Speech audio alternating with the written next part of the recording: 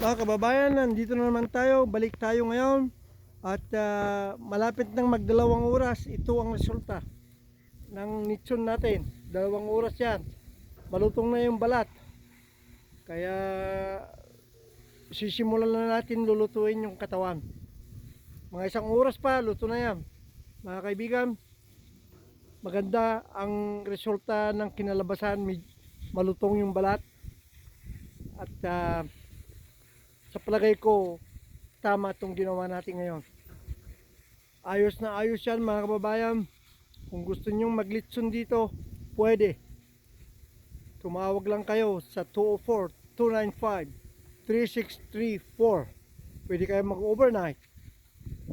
Kunti lang ang renta nito.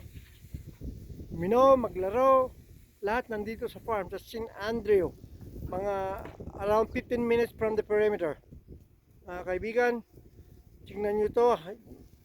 Maliligayahan kayo rito dahil pwede kayo maglaro, maglitson, magkatay ng kambing. Mayroon pang kambing dito. Ito yung tulugan nyo kung gusto nyo mag-overnight. Tapos sinasabi ko, at saka yung playroom na yan. Yan, pwede kayo maglaro dyan kahit ano, uminom sa loob. Walang lamok dito, mga kaibigan. Ma-enjoy nyo. Yan. Lulutuin na lang natin sa loob. Ito, crispy na yung labas. Crispy na. Yung loob lang. Malito 1 oras na lulutuin natin yung loob.